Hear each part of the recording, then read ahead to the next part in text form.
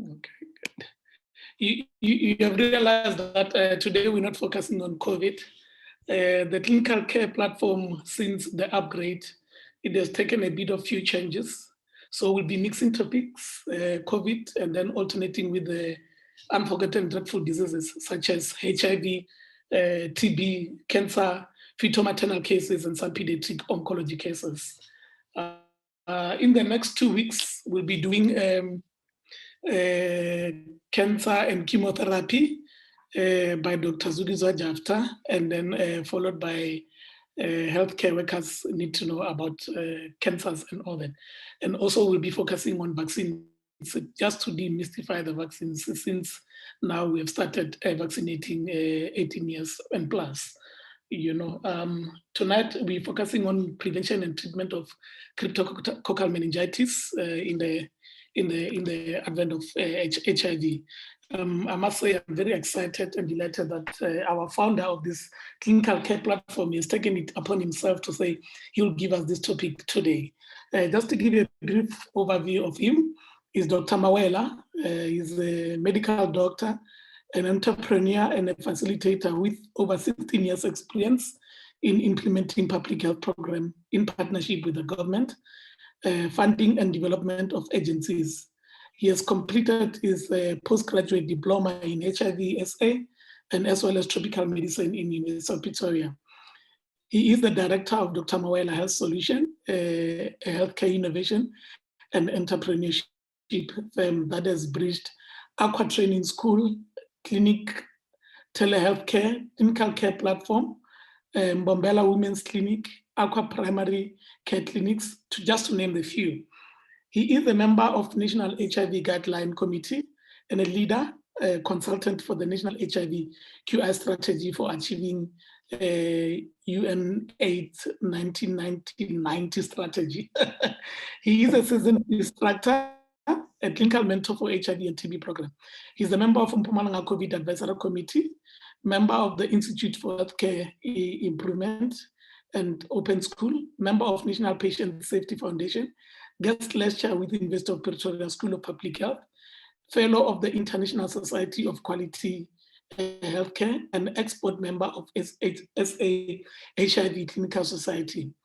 His passion in life is to inspire hope, wellness, by enabling health providers to do remarkable things and fulfill lives.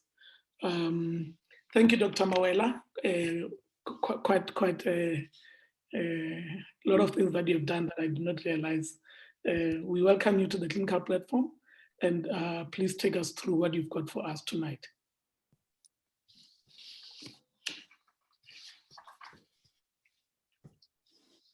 You may share your slides.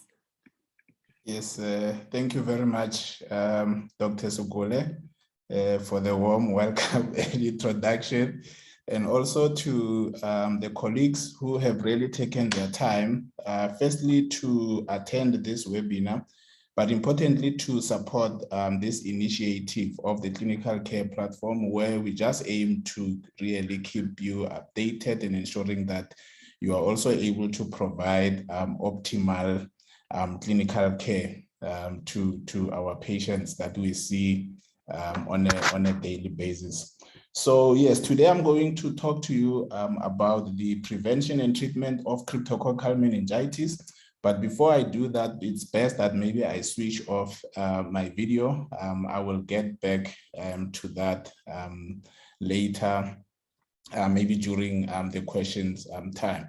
So the outline is just to introduce the topic, to say what is this Cryptococcus that we are talking about, the disease progression, specifically focusing on why cryptococcal meningitis is an important infection for us to be aware of, and how do you go about diagnosing crypto, the prevention. Then we'll get into a very nice clinical scenario, which will then give us guidance around how then to approach a patient who presents as such.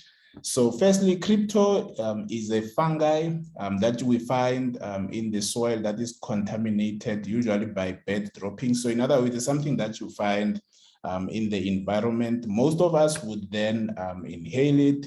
we would then have some infection. But like TB, we always say infection is not equal to disease. So we will then have this dormant, latent fungi infection that lays dormant in our lungs. There have not been any confirmed, cases of person-to-person transmission. However, we do know that most patients who do get Cryptococcus disease, mainly from patients who would have had the latent infection, in their lungs, which then reactivate later in life.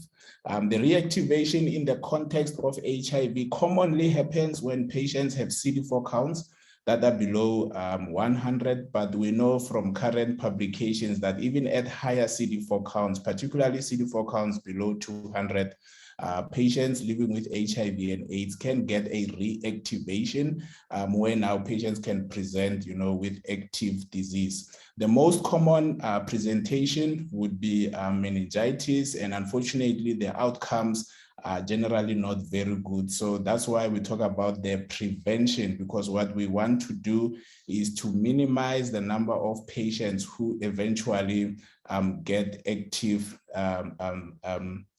symptoms of Cryptococcus disease. So what usually happens is that either from the bird excreta or eucalyptus trees, the spores are released, into the air, which we then inhale. During that time, a small proportion of people may get acute crypto disease, but the majority of us would end up with a latent, dormant, non-replicating fungi in our lungs, and during that state, we are asymptomatic, but also non-infectious. Later on, under certain circumstances, particularly with significant immune suppression, we can get reactivation of the cryptospores that were stored dormant in our lungs. And when that happens, you can get a disseminated disease where crypto is found in the blood, and it can actually infect other organs, though the one that we generally worry about, because it is the most common form of Cryptococcus disease, would be the meningitis. And most of these patients, then if you do your blood cultures, they are likely to be positive. But I also want to say that even pre-meningitis or active disease, patients might have a positive crack antigen in the blood, and which is something that we are going to discuss a little bit. So just to put it again to say, also in terms of the most commonest species would be Cryptococcus neoformans. Humans would then inhale the spores. Most of us don't become sick. And what is very important is that there is also in the progress where one moves from latent disease to active disease, there is a short period where people have a subclinical disease. Most of these particular patients would be patients who have a positive crack antigen in the blood. So they do have an active infection, which is in the bloodstream, activated by the deficiency in the immune system. And after a while, then we start to have other organs being affected, including the brain, where we talk about, the meningitis, right? And there's a big question here, to say, if most people have subclinical disease where crypto has disseminated in the blood, but when you do your lumbar puncture for your CSF, you find that it's actually negative for crypto. We do know that eventually they would have a severe form of crypto. And the question is, can we intervene at this point? What treatment options are available to treat subclinical disease before it becomes a huge problem for us? So death from cryptococcal meningitis is actually, quite common, particularly for patients living with HIV and AIDS. If someone does get to have the meningitis form of crypto, the mortality rate is actually very high. If you look at between 30 to 70% of patients in the sub-Saharan region, which we are part of, would eventually, succumb to this infection. right? So in other regions of the world, it is estimated that actually crypto does contribute to more deaths than TB, which we are used to. On an annual basis, we get about 1 million or so infections. And what you see is that 70% of all infections globally would happen in the sub-Saharan Africa. So we kind of have a huge burden of disease due to cryptococcal meningitis. In terms of how important is this overall in the sub-Saharan region, you can see it is the 4th leading cause of death, but in certain regions, you know, it becomes more important than other infections. And you can see that it has also sort of overtaken TB, though TB in South Africa remains, you know, a leading cause of death. This graph is quite an old graph, but it is telling a certain story, you know, because what you have is the incidence, which is the number of crypto cases that we have, you know, year on year, but also the red line there showing you the number of patients who had been put on ARVs over time. And most opportunistic infections, you know, would respond such that as we increase and we initiate more patients on ARVs, we start to see a significant drop in most opportunistic infections, but we have not managed to see that, you know, with crypto. So crypto infections and diseases, you know, have not responded to ARV coverage at the population level. This tells us that ARVs alone are not adequate to control crypto. Therefore, we needed to then look at other mechanisms of dealing with crypto, particularly in patients who are living with HIV and AIDS, right? So there's quite a number of tests. You know, firstly, it's microscopy through, you know, the Indian ink, where a specimen would be stained. Then the experts would look through a microscope and tell us that they're seeing, you know, spores with this thick capsule, mainly, you know, Cryptococcus species. In today's world, we rely more on the antigen test, which is more sensitive and more specific. And also, you know, the turnaround times are also quite good. So we really, you know, appreciate that. Culture is still there, fungal culture, but we know that cultures take a while to get results. And this type of patients are generally quite sick, such that any delays, you know, in making the diagnosis or importantly in starting treatment might contribute significantly to morbidity and mortality, right? So in terms of preventing now the meningitis, right? So we do know that all of us were exposed in the environment. If we are not careful and we become immunocompromised for whatever reason later, we might reactivate. Patients who are at the highest risk of developing the meningitis are patients with CD4 counts less than 100. But like I said, there's a number of publications that also show now that even at higher CD4 counts of less than 200, we do see a number of patients who are not doing well, right? Majority of cases occur amongst patients, you know, before they start ARVs. Though if you start ARVs, patients might get an exaggerated inflammatory response and the management becomes a bit complex. But it's important that before we even start patients on ARVs, that we introduce a screening program, particularly for this high risk group based on a CD4 count of less than 100. This is one of the results from a randomized control trial done in Uganda, you know, and looking at patients with CD4 counts less than 200. And really we are looking at the, you know, outcomes in terms of deaths and mortality, you know, over time. And we are comparing patients who have a positive cryptococcal antigen, which is the blue dotted line, lines, and also the solid line HIV negative, Cryptococcus antigen negative patients. What is very significant, first, is that there's a wide gap, you know, between these two populations over time, confirming actually that if a patient has a positive crack antigen and they are also HIV positive, the risk, of dying is actually quite significant, right? And this is very important. So two things here is, one, to appreciate that this was done at an even higher CD4 count, right? Our guidelines in the public sector, at least, have not adjusted to this. We are still using a CD4 count of less than 100, and we can see the wide gap in terms of mortality outcomes between, the two groups. So this sort of tells us that if a patient has a positive CREC antigen, even if they are asymptomatic, they don't have any meningitis signs and symptoms, they are likely not to do well ultimately. So what is it then that we are trying to introduce really in the country?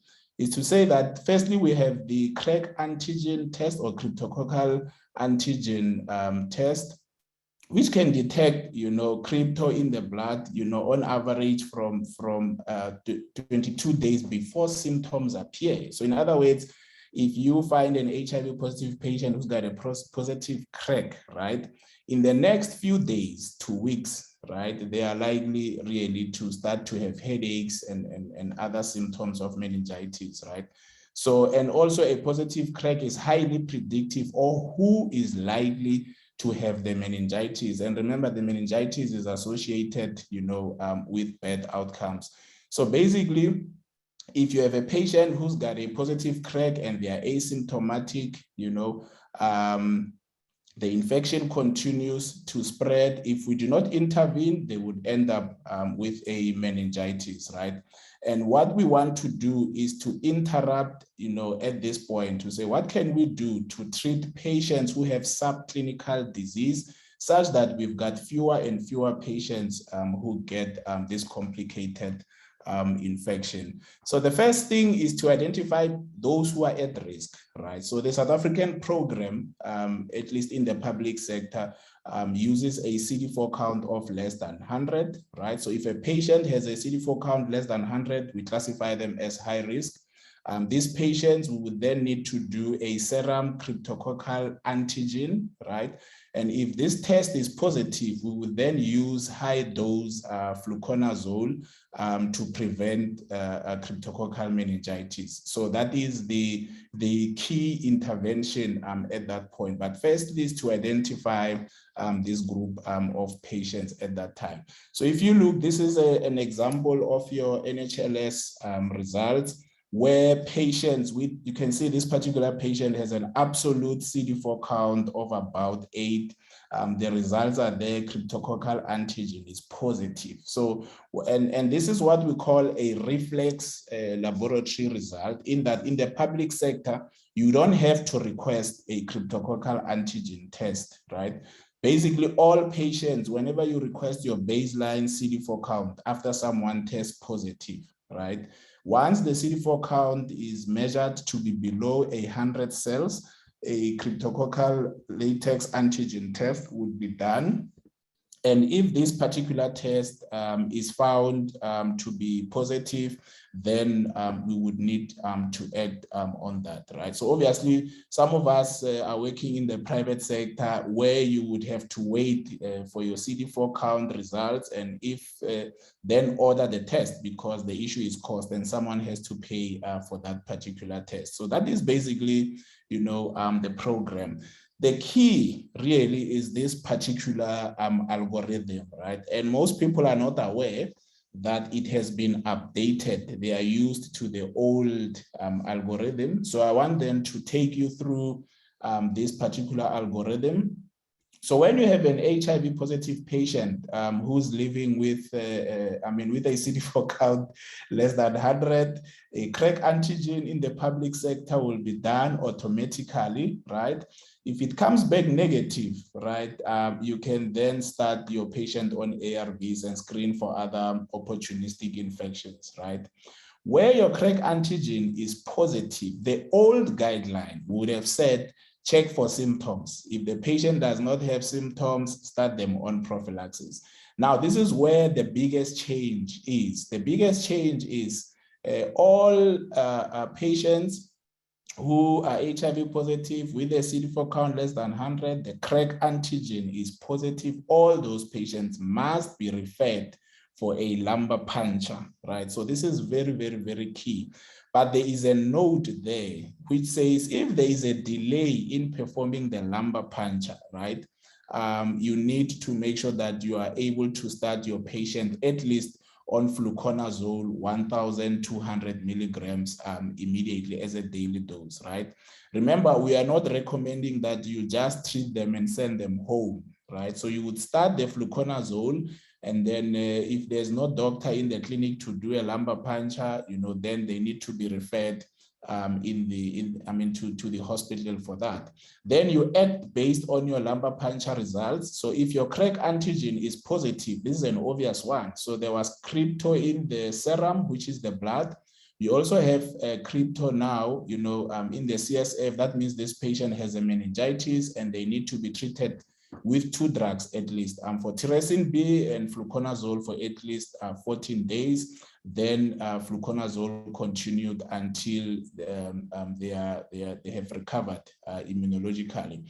But I want to focus on this particular wing here, where you had a positive serum crack test and your lumbar puncture is actually negative. So this is the prevention side. This is where now we want to prevent this group of patients from getting a meningitis. You would then prescribe fluconazole 1,200 milligrams for 2 weeks, right? The old protocol would have said 800. So please note the important changes right there. So it's 1,200 milligrams daily for 2 weeks. After 2 weeks, you reduce it to 800 milligrams for 2 months.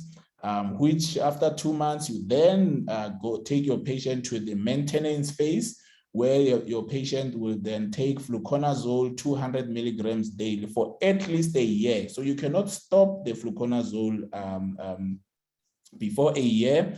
And after a year, you need to have at least a CD4 count that's above 200, and your patient must be on ARVs and virologically suppressed. So you are not going to be able to stop this treatment unless your patient has met these 3 criteria. In terms of starting ARVs, right? So for patients who were diagnosed with a meningitis, we always prefer to wait for 4 to 6 weeks before you can start them on ARVs, 4 to 6 weeks from the time when they started the antifungal treatment. And for your prevention wing, at least 2 weeks. So immediately when they finish the 1,200 milligram and you are converting them to the consolidated phase, you then need to start them on ARVs. So this is quite important, and I'm hoping that you are noting this algorithm.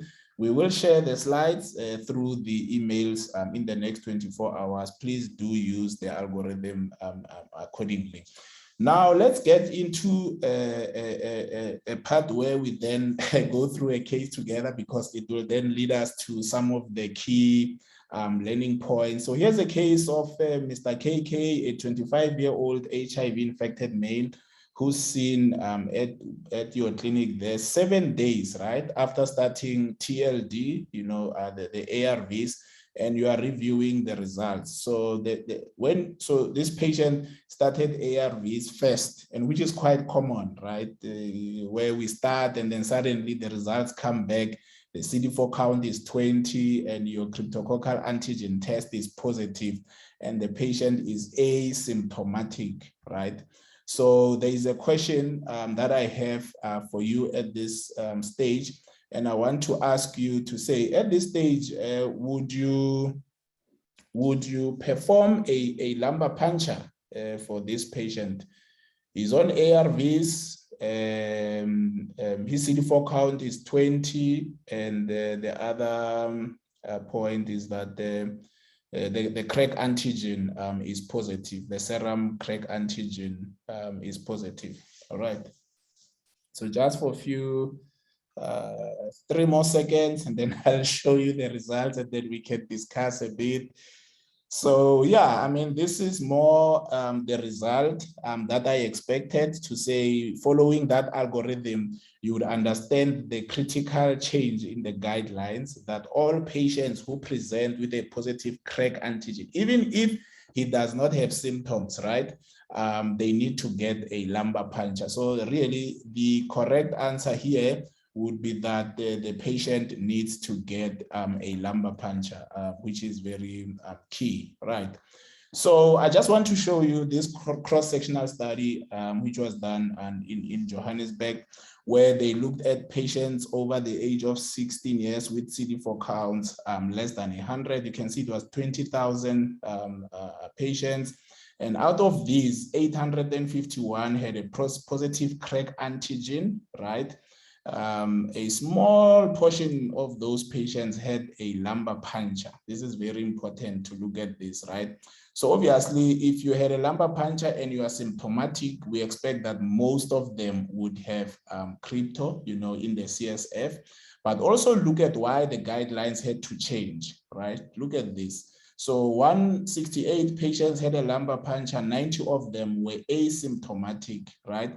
Amongst the asymptomatic, we still had, 34% of patients who already had a meningitis at that point in time. And treating these patients with fluconazole only would not have done them good. So that's why we are saying all patients who have a positive CREC antigen must get a lumbar puncture so that we can identify those who already have, a meningitis and ensure that they are treated with appropriate treatment and not necessarily, just monotherapy, right?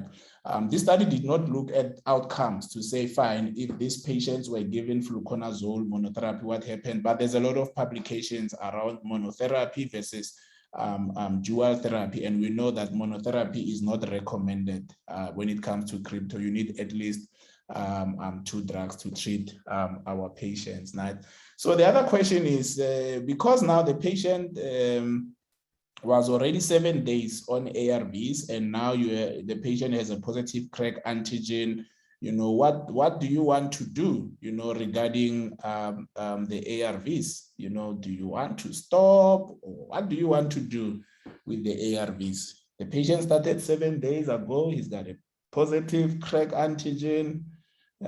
This one I'm expecting a mixed feeling, because I don't think there's it will always be a clinical decision point, which we have to really think about. Okay, 5 more seconds before we continue. Okay, I'm gonna stop. Sorry about that if you are still participating, and I'm showing you the results. And this is more what I expected, a mixed picture. Would you stop? Would you continue? How would you deal with issues of the ARVs? So there's no conclusive, guidance, right? So from the Clinician Society, the guidance is that, and I've just quoted this really, it says if ARVs were started before the CREC results were available, you should continue your ARVs and monitor your patient very carefully for symptoms and signs of cryptococcal iris. In other words, if the patient is stable and they are not experiencing any exaggerated symptoms of inflammation, exaggerated headaches, they are able to cope taking both, the treatment for cryptococcal meningitis versus the treatment for ARVs, just continue. But if they are not coping, then you might need to interrupt the ARVs as needed. So there's no strong evidence to support continuing or stopping. This is just now a clinical judgment issue. And if there's researchers really in the group, we want to encourage you to maybe look at this particular question and help us as such, right? So the lumbar puncture was done for Mr. KK, right? The lumbar puncture was done, and it is normal, right? The lumbar puncture came back normal. So if someone has a positive CREC antigen and the lumbar puncture is normal, Let's participate again. And in this one, what would you do? So Mr. KK has a positive crack, in the serum crack, and the lumbar puncture is normal. All right. I know, I think you guys are very attentive because I can see, right? Okay, that's good. All right, good. A few more seconds, and yes, and let me show you how it's going. So yes, so A there says start fluconazole 1,200 milligrams daily for 2 weeks, and really that is that, right? Because remember, amphotericin B cannot be used for patients where a meningitis is not confirmed, and the combination of amphotericin B and fluconazole is meant to treat a meningitis. So for Mr. KK, we have excluded a meningitis, and now we want to give him the prophylaxis, which is started as fluconazole 1,200 milligrams daily for 2 weeks. Then after 2 weeks, you have it to 800 milligrams per dose daily for 2 months. And then after 2 months, it's 200 milligrams daily for at least a year, or until the viral load is suppressed and the CD4 count of our patient is above 200 cells. So I'm happy. So if you're talking Mr. KK, his crack in the blood was positive, the serum crack, and then the CSF crack antigen was negative. So you would follow this particular wing there. So yeah, I'm very excited to see you approaching this. And you know, in 2010 already we knew, right?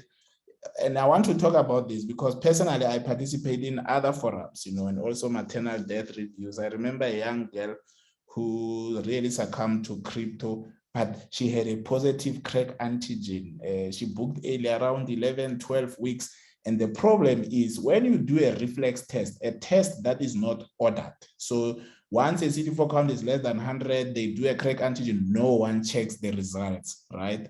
And you get these kinds of outcomes where they were looking at survival of patients who were started on ARVs and they have a positive crack antigen, and fluconazole was either given or not given. I mean, this is very wide. You know, it tells you that if someone has a positive crack antigen and they are started on ARVs and we do not initiate fluconazole, it's a death sentence. You know, it's a death sentence. It's not acceptable. You know, and we see it where the crack antigens are done, they are positive, and the results are not tracked. So please, let's ensure that we do justice to this particular patients, right? So yes, so again, now he's back. You know, Mr. KK is our problem case, right? He comes after 2 months on ARVs, and he was started on fluconazole, all the prophylaxis that we give to people living with HIV. He complains of a 2-week worsening headache associated with nausea and photophobia for 1 week. Yo, you see now where we are, right? And then he does not have a temperature. Most of these vitals are normal, you know, he's alert, but it does have some neck stiffness, you know, papilloedema, no focal neurological signs. So when a patient presents like this, you know, what is your own thinking around your differential diagnosis? So what do you think is the differential diagnosis for Mr. KK? He's on the prophylaxis, he's coming now, he's got headaches. Poor guy's got headaches. Aren't we in trouble? Yeah, you can choose more than one, by the way, in this instance. So, because it's a differential, so you kind of like need to prioritize to say, fine, he's presenting with neck stiffness, photophobia, nausea, you know, but he's already on fluconazole prophylaxis. So what is going on there? So you are saying number one on your priority list is crypto, For some reason, TB and viral meningitis are equally common. Yeah, all right, more common than bacterial meningitis. Okay, fine. Yeah, but these are probably, they are all your differential diagnoses. I don't think any of these you can, at the face view, you know, say you are not going to consider any of these. But this is again data from Gauteng, you know, which is published nicely there. And you see that at least in Gauteng, the majority over the years, right? You can see crypto is always a leading problem, followed by is it TB, and then your bacterial, particularly pneumococcal meningitis, and then also other bacteria, and then your mixed infections. But if you also follow this very carefully, you would see that, yes, as a proportion, you'll think it's the same, but you'll see that crypto, as a proportion of all meningitis cases, it is not necessarily, you know, decreasing year on year, which is a big problem that we are facing, right? So this would be your differential diagnosis.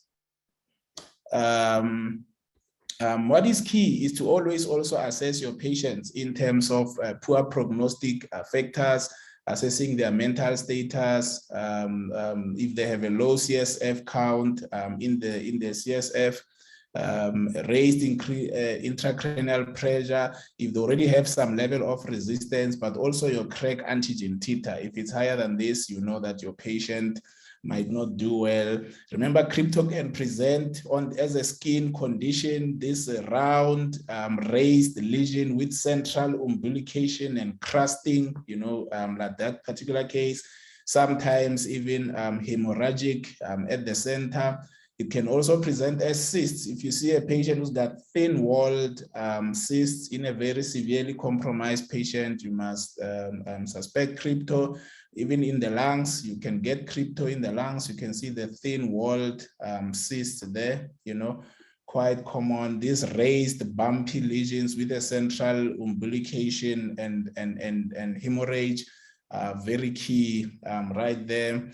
So one of the questions is now, under this context, would you do, you know, a lumbar puncture? The probable answer is no, because there is neck stiffness, but there are no other signs of focal neurological signs or even, you know, papillo edema. So when would you consider not doing a lumbar puncture and referring a patient for a CT scan? So firstly, when their consciousness levels are low, there is evidence of papillo edema in the eyes, neurological deficit. So whenever you suspect that there is a significant raised intracranial pressure or even shifts, you know, in the midline because of space occupying lesions, you might want then to consider a lumbar puncture for your patient. I won't read this, but I just want to remind you that the pathogenesis of crypto is very important when you get to the actual management of the patient, right?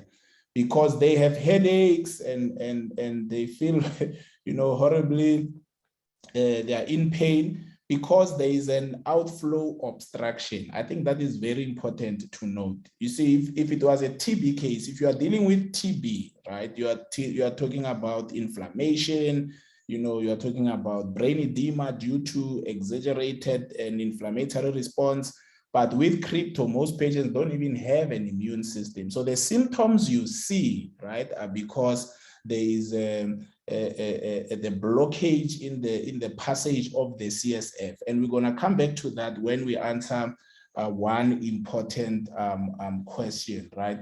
I'm going to finish now. I know Segula is on me to say, hey, time, brother. Just give me 5 more minutes and then we should be done, Dr. Segula, right? So if you look at the CSF analysis for our patient, yes, your pressure is 32 centimeters of water.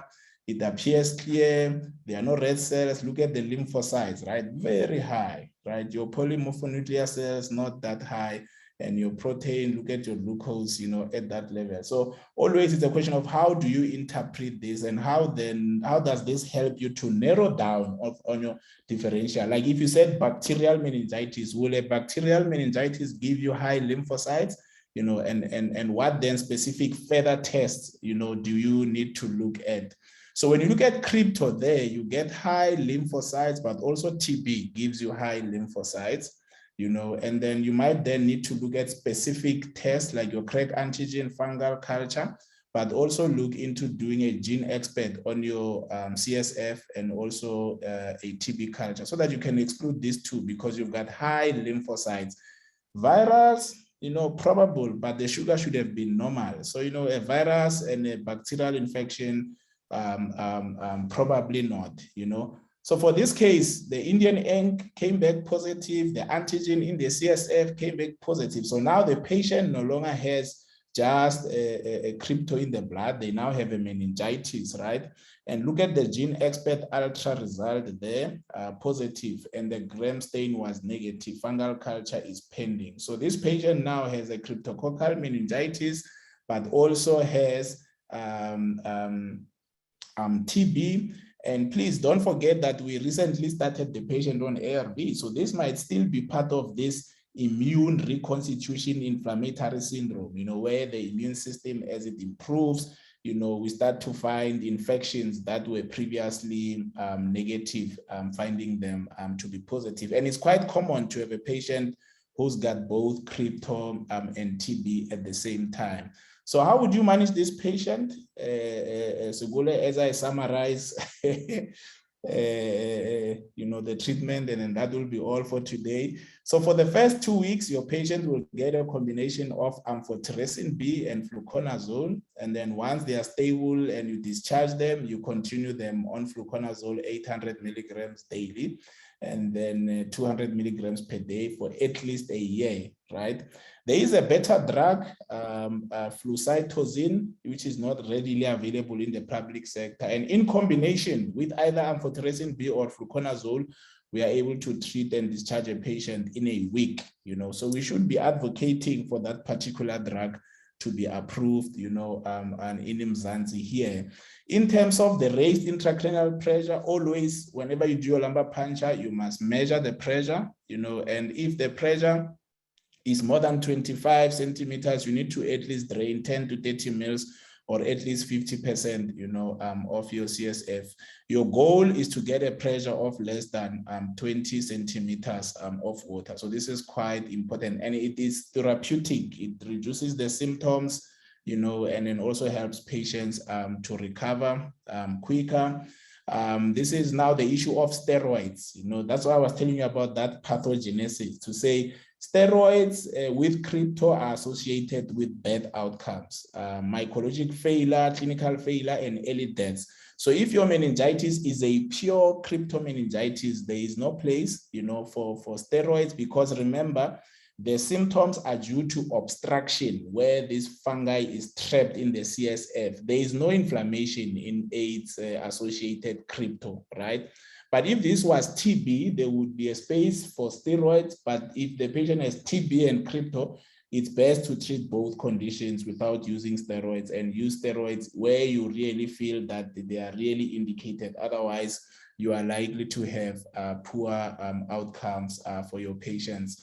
I won't go through the other supportive care, but it's important because sometimes there's a theory that says patients do die not from the crypto, but from how we manage them. So push to make sure that you optimize your patient before you treat them with Amphotericin B. The drug is now safer, you know, the impurities have been removed. It should be given in 1 liter, you know, of 5% dextrose, which runs over, you know, very slowly. And then make sure that you preload your patient with sodium chloride.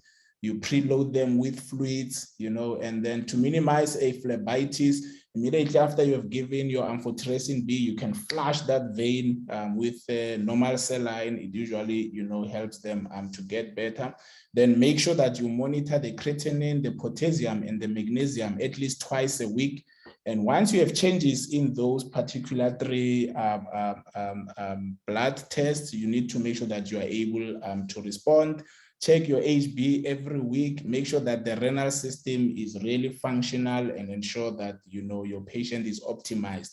You know, like blood transfusion, these two things, they don't kill you. The only problem is when you give these drugs in a patient who's not optimized to receive these treatments, then you get into a lot of problems. So the patient has TB. I won't get into TB, just to say that, remember, extrapulmonary TB must be treated for at least 9 months. That's very important. And also the issue of steroids with TB, you know, there's evidence of some benefit, but be cautious where TB and crypto coexist. And then lastly, in the context of ARVs and TB treatment, remember rifampicin is a liver enzyme inducer. You would need to adjust your ARVs. Our patient is taking dolutegravir, so we would have to increase the dose of dolutegravir to 50 milligrams. I mean, from 50 milligrams daily to 50 milligrams 12 hours. So don't forget issues of drug-drug interactions. I rushed through the last 2 slides, but I think you got the jigs really of this particular case scenario. So thank you very much for that. And then thank you, Dr. Segule. May I hand over to you? Thank you. Thank you. Thank you so much, Dr. Marwella. I'm sorry to press you for time. This was quite informative. We can still revisit it, especially the management part, because there are a lot of questions there if we don't manage to get to those questions. But we really appreciate, this was quite informative. One of the forgotten dreadful disease indeed, and an important topic. We appreciate your efforts, your time to educate us. This was very informative. However, you've got millions of questions to answer. Before we go to the Q&A, yeah, certainly we've got a lot of questions, but let me allow Nobile Ngoma, our leading epidemiologist who's with us in the clinical care platform, just to give us a commentary in 1-2 minutes. Nobile Ngoma, she's a field epidemiologist and a resident at NICD, an SABC radio COVID on-air expert. She's a University of Pretoria clinical medicine lecturer and a tutor. She's involved with various researches and diseases surveillance, including crypto, COVID, antimicrobial resistance, and many others. Tomorrow she is presenting, and representing South Africa, presenting a crypto study and dissertation in International Epidemiology Conference. Dr. Nobile, just 1 or 2 comments on the presentation. You need to unmute your mic. Maybe I need to upgrade that to the panelists. Yeah.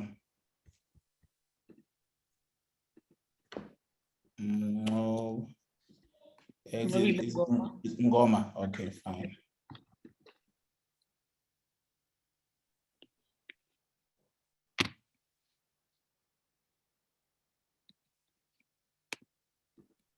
Okay, Dr. Nobile, are you able to? Yeah, it takes a few seconds. Yes, you may unmute, Dr. Nobile. Thank you. Okay. Good afternoon, everyone. Always blessed to be on this platform. I get to learn a lot, and I love what you guys are doing in MP. And today's speaker really touched my heart simply because I have that soft spot for crypto and HIV. And as Dr. Scholar said, I also have a research. My dissertation, actually, my thesis is on crypto and cryptococcemia, and it's the one that I'll be presenting tomorrow. So if anyone is available and interested, they can just log in and listen to what I have to offer. So otherwise, he has said a mouthful. I totally agree with him. And I'm too happy because I saw him. He quoted most of our papers at the NICD, because my center is the Center for Healthcare-Associated Infection, Antimicrobial Resistance, and Mycosis. So within the mycosis component, we also do a lot of crypto surveillance and a lot of studies. And we also one of the parties that leads the Southern African Journal of HIV Medicine and Southern African HIV Clinicians Society. So yes, just to add on what he has said, that we also see Cryptococcus gaitae. I saw that he mentioned the neoformans. So we also in South Africa, we also see quite a lot of Cryptococcus gaitae. And he had mentioned that the subclinical meningitis, it's important for, yeah, I'm at 11. You just passed, Dr. Scholar. You can scroll back again. I'm the first speaker tomorrow, right there. Yes, the first speaker. So yes, and we also have that stagnant mortality rate over the years, in spite of the remarkable progress that we have made in terms of the ARV program. We know that crypto is biggest cousins with HIV, so that's why in sub-Saharan Africa we actually see a lot, a higher mortality rate, and that is actually stagnant. Which there are a lot of factors that play part in that, according to my own perspective. One other thing, he had mentioned that we do not have flucytosine in sub-Saharan Africa. We lack flucytosine. It's one of the other reasons. And most patients, we get to diagnose them when they are already in an advanced stage. Others, it's virological failures and all of that. And one of our recommendations, the latest 2019 guidelines, we had recommended that the reflex screening should be done. We should include patients that have less than 200 CD4 cell count. And with the renal dysfunction patients, we're also advising the liposomal amphotericin B, because we know that amphotericin B has those side effects that would deteriorate their condition. But otherwise, I'm very much happy with his presentation, and I'm very much proud of him and the work that you guys are doing. I'll end it there for today. All right, thank you. Thank you. We'll certainly attend your session tomorrow as you represent the country. We really appreciate your time as well as your expertise in this regard of cryptococcal to give us an input, quite very important, you know. But I do have a lot of questions. Me, I'm an ENT surgeon. So these questions that have been here, I could not even attempt to answer one in the chat box as well as the Q&A. I have questions for you, Dr. Marwella and Nebula. We'll start with Dr. Marwella to take the first 4, and then Nebula, I'll give you the other 2. We also have 6 questions in the Q&A. Hopefully we'll be able to go through them. And I've got 2 hands, Pumza Mabono as well as Matidiso Motebejani will attend your hands as well. The first question, Dr. Marwella, says, in your pathogenesis, you talked about eucalyptus oil.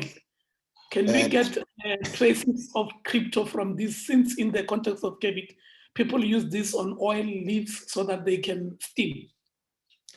Well, number one, I said eucalyptus tree, so not the oil, not necessarily the products that are being used in the market. I think that's a very important question. And I don't think using any eucalyptus products would increase the transmission of crypto. Most of us already have crypto from inhaling air every day, from dust and so on. So yeah, that's not a very important risk factor. Thanks. The most important thing will be to avoid being immunocompromised so that it can be reactivated. Perfect. But follow up on that, but I'll ask Nebula Gomez, what is the prevalence rate of this crypto in non-immunosuppressed patients? With that being said, what is the prevalence? I'm sorry, I didn't get that. What's the prevalence of crypto in non-immunocompromised patients? Okay, I do not have the exact proportion, but I just know that it's not common. As Doc said, that it's in all of us, we inhale it and it stays dormant in our bodies, but it waits for you to have that immunocompromised state, and then it awakens and get you sick. But otherwise, to immunocompetent people, it doesn't cause any sickness to all of us. So it's probably in our lungs right now, and it's just dormant. So it's not very common, not unless you're immunocompromised. All right, good. Since that you are one of the leading epidemiologists with HIV and COVID as well as crypto, Dr. Bokhoshi is asking, is there any link that you have found recently to COVID in regard to cryptococcal meningitis? Okay, no, I didn't look in crypto and COVID per se, because the data that I've been analyzing it's between 2015 to 2020. So my study has just been looking at crypto and Cryptococcus as a whole. So we didn't have COVID at the time. So I'm sorry that I'll have to. I don't have an answer to that. I do not have any answer to that. But what I know for a fact is that COVID is also cause more sickness, severe sickness and death to immunocompromised, just as much Cryptococcus does. So if a person is HIV positive, already susceptible to severe disease due to COVID, and if you also have crypto, then you have like kind of like double risk to severe COVID, severe disease and death. Yeah, the only thing I can add is that the crypto patients are very sick patients. Most of them might even have other infections like PCP, pneumonia, which generally can also present like COVID. And that's why we say if you have an HIV positive patient suspected COVID, your algorithm should exclude two things, PCP pneumonia and also TB. That's why it's mandatory to do a gene expert in all COVID patients. Thanks. All right, good. Just go back to Mobile. They say, what is the incidence of crypto in other systems other than the brain, e.g., genitourinary, gastrointestinal, and they also mentioned my department, ENT. Okay, it's not as common. Like the most common manifestation of cryptococcosis remains CM, the cryptomeningitis. Then the cryptococcemia, which is the bloodstream infection, and all other cryptococcosis forms, they are relatively rare. The cryptococcemia is the second common, and all other cryptococcosis forms, they are very rare. So I don't have the exact proportion. My study cannot be used to also generalize on everything because I had done it only on tertiary hospitals, but they could see all of that tomorrow. I actually have those results, but will be presented tomorrow. All right, thank you. Dr. Marwella, one of the interns is asking, crypt antigens, is it blood or CSF, and which tubes do we use, yellow, red, or purple? All right. No, thanks for that, Dr. Segule. Number one, you have both serum, and then you also have the CSF. So the first crack antigen, which is done when the CD4 count is less than 100, is done from the serum, and you use your red or orange, the one that you would use for your UNEs and LFTs, the tube. And then later on, if crack is positive in the serum, then you would do a crack antigen in the CSF. Yeah, so it can be done on most fluids, but these are the two key specimens that we use. Thanks. All right. They say in the induction phase. And then let me clarify also, Sugule, because when you do a CD4 count, you would use a purple top. So really, the tube doesn't matter that much, So when you do a CD4 count, you use a purple top, they would do a crack antigen on that. If you are doing a crack antigen outside of the CD4, you can still use your normal UNE tubes. So it's not very important. Thanks. Yeah. All right, thank you. They say in the induction phase, where you had said that you should use Fluconazole and Amphotericin B. I think Mobile touched a bit on this, but she was too quick. What would be the substitute of the amphotericin if the patient has concurrent renal failure? Yeah, she can add on that, but there are no substitutes because the substitutes are not readily available in the public sector. This flucytosine and so on that we are referring to. So you would have to then use your high dose fluconazole. We must remember fluconazole at low doses, lower than 1,200, is bacteriostatic. So you want to get fungicidal doses, which is doses 1,200 or more. But those patients are likely to be treated longer, and you should expect them to have some recurrence, some of them. Thanks. All right. Mobile. Yes, just to add on what he has said, amphotericin P, if the patient has renal dysfunction, the liposomal amphotericin P, I'm just not sure how, as the doc has said that it may not be available. So it's liposomal amphotericin P that is a replacement to amphotericin P. It should always be combined with flucytosine, the one that he also said it's not readily available. And to patients that have recurrence of this CM or cryptococcosis, it's important for clinicians to also take the susceptibility testing and send it to the NICD for further testing to check why is the patient having the recurrence if they are being treated accurately. Okay. And the other question from Q&A from Menzi Zungu says, any blood monitoring for fluconazole toxicity, considering that it's been taken for a very long period? No. So thank you very much for that question. So there's no standard routine blood monitoring. However, patients who might be taking TB treatment, Rifampicin plus fluconazole plus ARVs, you need to monitor their liver functions very carefully, because of that risk for those patients. But no standard routine blood tests for these patients. Thanks. All right. They asked in the chat, is the management of this condition similar in pregnant women, irrespective of their gestational age? Maybe she wants to go for it, but let me tell you what I'll tell you what the guidelines say, right? So when you are faced with a mother and child, the first thing is to ensure that the mother is well informed.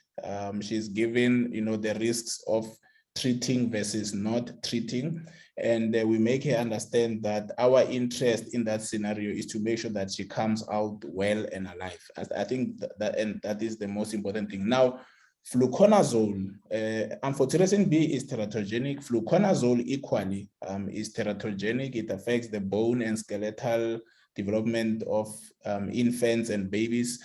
That means whether antenatally and also during breastfeeding. So you would have to document the conversation, make sure that the mother understands, and that also if we do not treat her, we might lose both the mother and the child. If we treat her, there are risks to the child, and when the child is born, then the child needs to be properly assessed. We don't have birth registers in the country, but yeah, we have to follow all those processes. Make sure that medico-legally you have documented all your discussions and decisions with the mother. Thanks. All right, thank you. I'll take a bit of a break from the chat and the Q&A and go to the two hands that have been raised. I don't know if the hands are still up. Pumza Mabono, you had a question?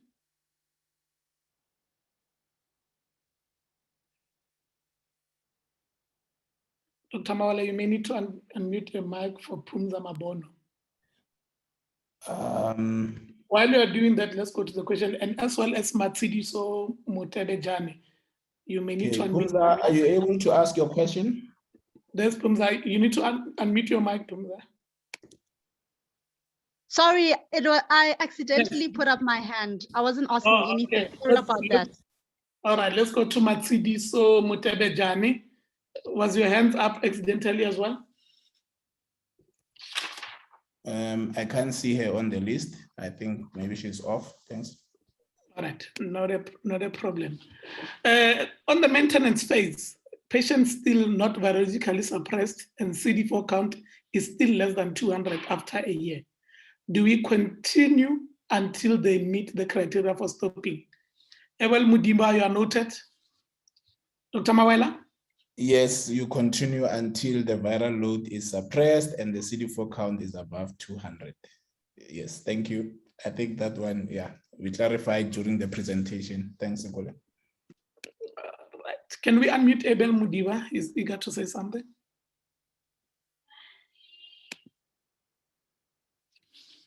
Yes, Abel, you can shoot. Good evening to everyone, and Good evening. thanks for the presentation. I just want to find out from the panelist with the correct antigen in the blood or serum, how long after the patient has been on treatment does it change, if it does change from positive to negative?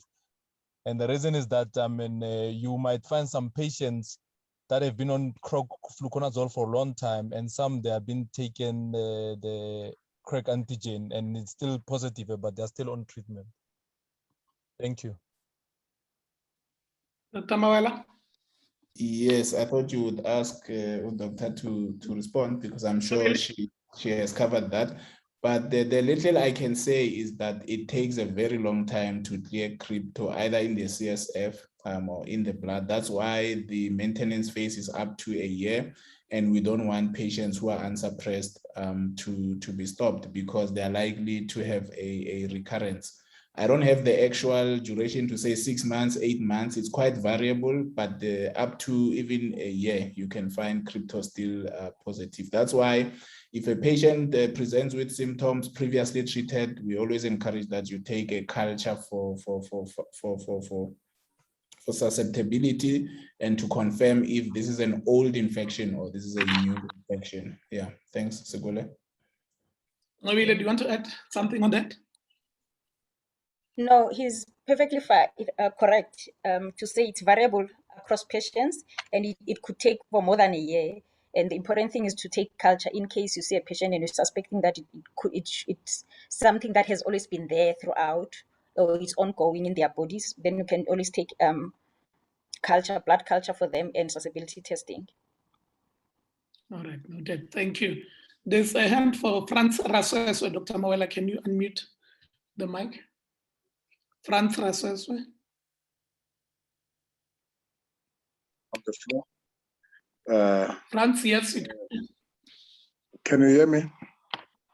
Yes, we can hear you. Please Okay, shoot. thank you. Thank you. The presentation was very good and very impressive, and I really enjoyed. But I just wanted to ask you, because I never saw anywhere, maybe there was an indication of maybe when we're giving this treatment, because most of the HIV patients, they are common to develop malignancy, if you have noticed in your in this practice.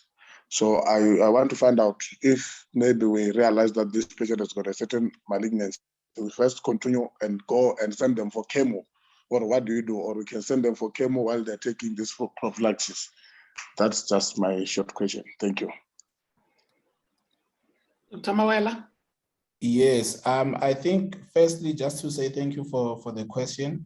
And then number one is to say that next week we have an oncologist, who's going to be giving us a talk on cancer's risks. That's just the basics. She will come back for other topics. And I think this question should be asked then. Secondly, is that any patient who's living with HIV and AIDS, who's got other comorbid conditions, we have to stabilize the HIV issues. Like if it's crypto, make sure that it's treated, it's stable, the patient is on ARVs, then refer them, for oncology. Otherwise, they would not even accept an unstable patient. So yes, we need to treat both, but we need to stabilize the HIV infection and related opportunistic infections first. Thanks. Thank you. Before we take the last question and close the meeting, Nebula Gomez has to leave for another meeting. I want to say thank you so much for your time. We really appreciate your time. The platform loves you, and we appreciate your comments and your educational view on this kind of issues that we're dealing with them. We'll be having Nebula Gomez in the next 2 weeks with issues on vaccines. The last question, Dr. Marwella, for you before we close the meeting. It's from, I think this one was covered. Let me see. There was one last question, which, okay, I think this has been covered by Abel Mudiva. All right, yes. How long does a patient stay cryptopositive? From Musa Makwela, it says, I had a patient who tested positive for crypto and treated before initiation of ARTs for 12 months, and 12 months later, a blood ID CD4 count, it came back 86 and crypto still positive. Yes, I think few things. Thank you very much for the question. Few things we must clarify, because obviously the topic, time limitations. So firstly, you remember I showed that crypto has this thick capsule, and our immune system really struggles to clear crypto from either the CSF and the blood. So that's quite important to note. Secondly, we did say that the test itself might remain positive for a year or more. And then secondly, when a crack antigen is positive, it does not confirm that you are dealing with live crypto bacilli. It could be the dead bacilli, which take time for our immune system, our immune system to clear. So the advice always is that you do not act on your repeat crack antigen. If you are suspicious that your patient has a new infection, it is best to then collect blood or CSF for culture. If it grows on culture, it means it is alive. Your patient needs to be treated. But because they would have been exposed to fluconazole and other drugs, you also want to look at the drug susceptibility results and ensure that you are providing sensitive treatment to your patient. Thanks. All right. Thank you. I don't see any more hands or any new questions. I want to take this time to thank you all the audience for attending, for your time. We hope that this was very educational and attending. Dr. Marwella and Nebula Gomez, my speakers, I really appreciate. We thank you for your time and your efforts. Preparing these topics, it's not always easy. you take your time away from your families and your loved ones and your other work. But we really appreciate to be educated in this kind of platform. And all my attendees, thank you. And all those who have asked questions, I hope all your questions have been answered. If not, please also, you can send them to our clinical care platform. This presentation should be available on our clinical care platform, www.clinicalcareplatform.co.za. You just log in, and then it will redirect you to this presentation, and also it will redirect you to on how to redeem your certificate. Dr. Marwella, just 1 minute in closing comments. Yeah, so thank you very much, Dr. Segule. You are such a great moderator. I'm learning from you all the time. And to my dear health workers, colleagues, thank you very much for supporting us. We will continue to do our best to bring you very great topics and speakers that are very relevant. Next week, we are dealing with cancer, chemotherapy. I think it's going to be a very important topic. As we know, cancer is on the rise. So please make some time for an hour to come and listen, and then hopefully the session is as engaging as today. In terms of the platform, I will be sharing videos that show you how to become a user on the platform so that you can self-manage your certificate, you can download them, you can schedule webinars that you want to attend and so on, and also demonstration videos on how to download your certificates. For those who attended this webinar for an hour at least, you will be eligible for a certificate, which you will get in the next 24 hours like we did last time. If you have any challenges with certificates, send us an email, info@clinicalcareplatform.com, which I've also shared on the chat. Thank you very much, and then enjoy your evening. Thanks, Dr. Segule. God bless you, brother. All right, thank you so much. Just to add on what you have said, for those that